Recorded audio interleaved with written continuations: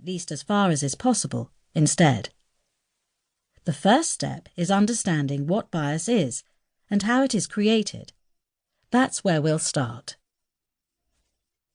Let's invite one another in. Maybe then we can begin to fear less, to make fewer wrong assumptions, to let go of the biases and stereotypes that unnecessarily divide us. Michelle Obama. Bias can be complicated, but love is the simplest starting point. Bias. The basics. Bias, both conscious and unconscious, is a complex concept, and whether in subtle or noticeable ways, it influences all of us and the society we all take part in every day. We'll start here with a most basic overview of bias and build up to understanding more of the concept and how to reframe it in our own lives. In a general sense, bias is a tendency to see something, whether a person, group, experience or thing, through a certain lens or with a particular slant, either positive or negative. In essence, it's being in favour of or against something, even without specific evidence or reasoning behind the feeling, or without considering a different inclination.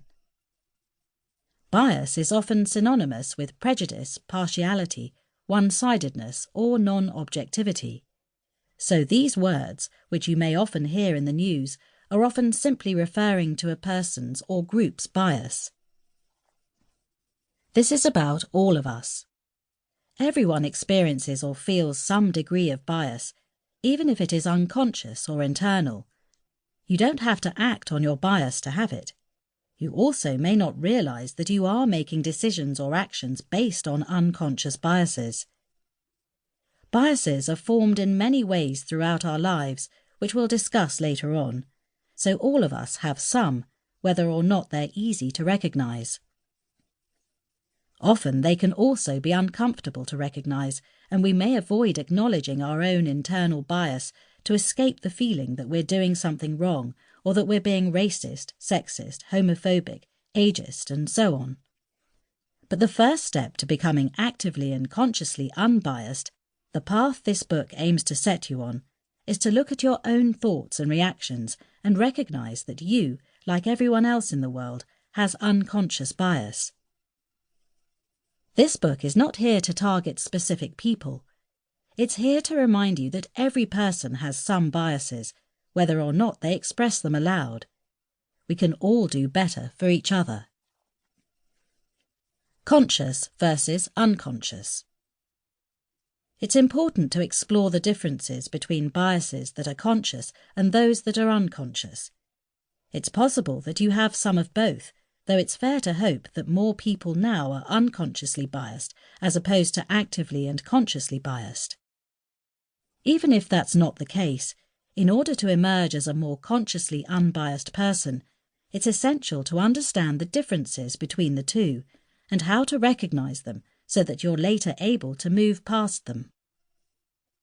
Conscious bias. Done intentionally and knowingly. An active choice to be biased against someone or something. We recognise we are being biased toward a person or group and choose to accept it.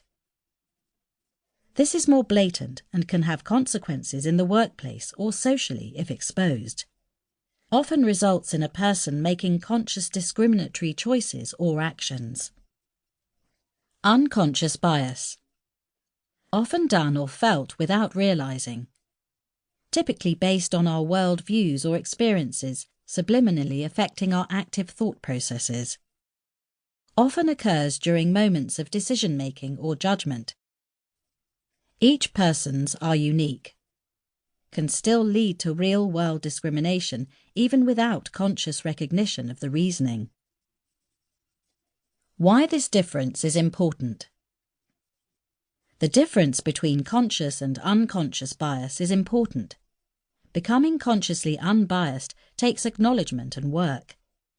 If you're starting with unconscious bias, the work comes from paying attention to your thoughts and judgments.